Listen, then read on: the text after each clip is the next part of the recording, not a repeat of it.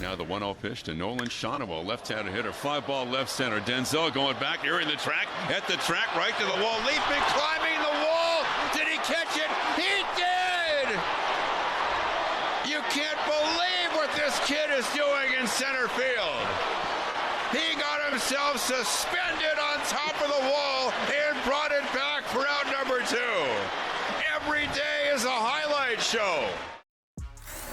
It sure is. That's A's rookie Denzel Clarke with one of the greatest home run robberies you'll ever see. PK, I know you know this guy. Tell us that story, but what did you think first when you saw this play and the hops this man has? Well, I know why they call him Denzel, but now the whole Major League Baseball world knows why, because he's a man on fire, and this isn't the first catch that he's had, Stephen A., since he's been in the major leagues.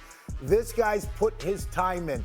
I go back to LPS Trading Gym with Clarence Layler, who I worked out with since I was 18. He's married to my first cousin. He's family. He's been this kid's trainer since the very beginning and has helped him get to where he wants to do. That's what Clarence does, helps athletes get to their goals. And this kid's living his dream right now. His mother is a special person. I see her every day dropping this kid off at the gym. He's put the work in and put the time in. There you go. Flex on him. Flex on him, Denzel. You're on First Take this morning. You're such a nice guy because you're so sentimental. You're so sentimental. It's true. I appreciate the background, the story. Well, But here's the I deal. told him That's to one tell of the the story. greatest catches we've ever seen. That guy, his athleticism is off the charts. How about the fact that we seeing this brother do his thing? Because you got to remember, some of the changes that have taken place in Major League Baseball, they're sort of re-inviting folks back into the game with the athleticism. Some of the rule changes have facilitated the involvement of more athleticism coming back into the game of baseball. It's a beautiful thing. This brother, that's one of the greatest catches ever. Ever. And his athleticism, and listen, the A's, thank God they're giving us something to cheer about. Because the team ain't. The team ain't. Thank God that brother's dead for that, because we all know about the A's. Ain't no possums running up in the walls in the locker rooms and stuff like that. Keith, I was going to let you react, but these guys went too long. That's the truth, Keith. It's all good. It's an amazing tennis catch. Great. Yes, Andy Roddick knows what it takes to perform on the biggest stage like Denzel, and he had a hot take on which sport boasts the best athletes. Listen up to this, fellas.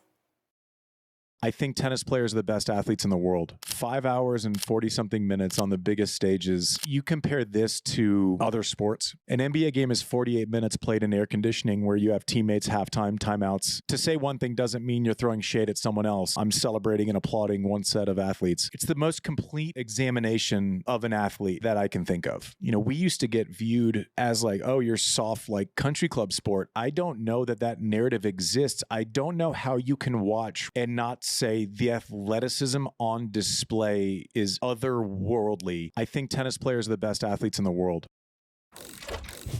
I saw Carlos Alcaraz go for 5 hours and 30 minutes this weekend in the hot sun. Markieff, he took a shot at NBA players there just a bit. Tell me this, which sport do you think has the best athletes? I mean, you can say what you want about him taking a shot, but obviously basketball has the best athletes in the world. You have guys 6'5" to 7 foot running up and down the court. An average basketball player run about 3 miles a game, and that's not being touched. Not to take away from the tennis, but they aren't being touched at all. They're barely getting to a sprint. They're 1-2 steps play. Now, like I said, there's no shade at anything else.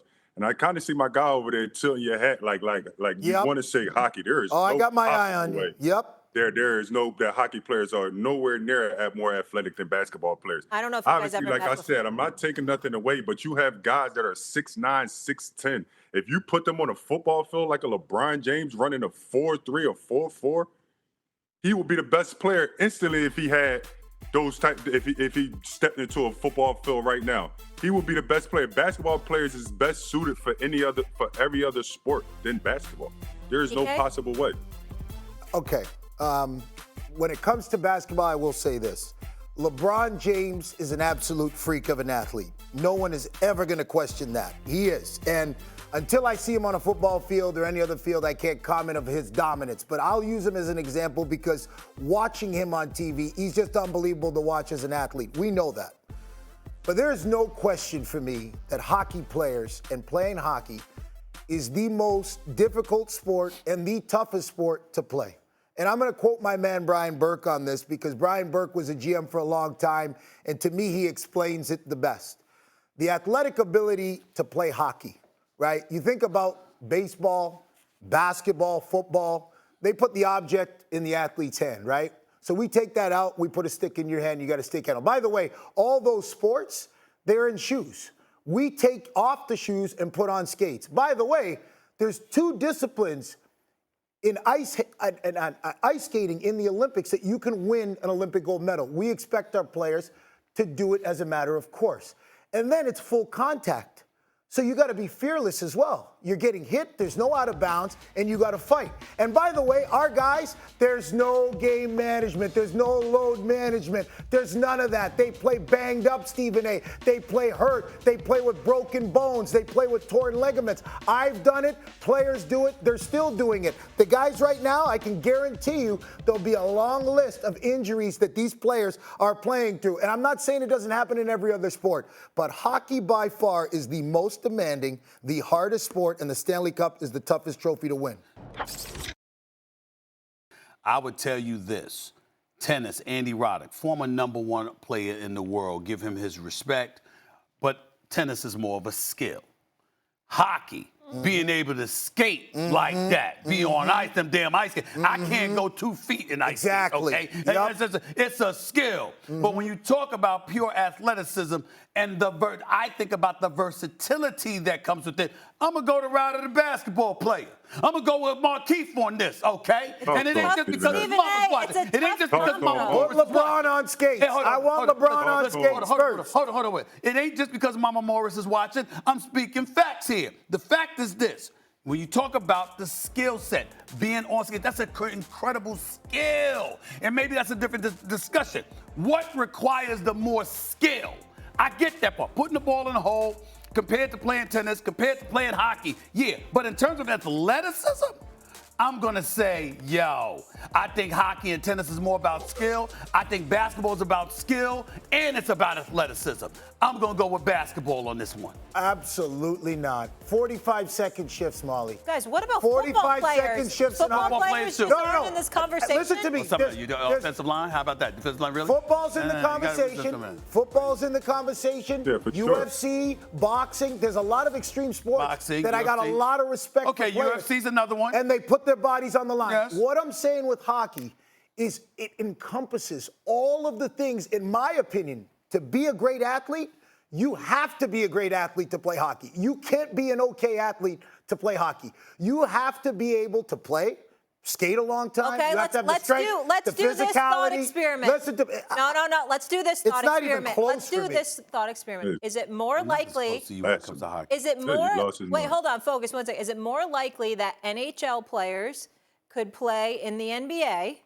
Or NBA players could play in the NHL? It's not even. I'm saying it's as not children, even a discussion. America, the world watches. Yes, it is. It's not even a discussion. It's not even a discussion. If we take every basketball player, football player, baseball player, boxer, no matter how tough they are, no matter how athletic they are, and we put them on skates, it could take you a lifetime to learn to skate like me. That's totally true. So what I'm saying is, you ain't even on the playing field. There's a whole bunch of non-athletes that know how to skate. And take them hockey players and put them on a basketball court. And what are you going to see? All right, we got it. Guys, this is really. Listen to me. I can back you down in the post. I back anybody down in the post. I'm like Shaq. Listen to me. You get me too deep in the post. The jump hook. I got that jump hook. You sound like Kevin Hart Big Carl, my dad had the jump hook back at Lakehead University. That hadn't swelled your brain. Listen to me. Stop that nonsense. We got to go.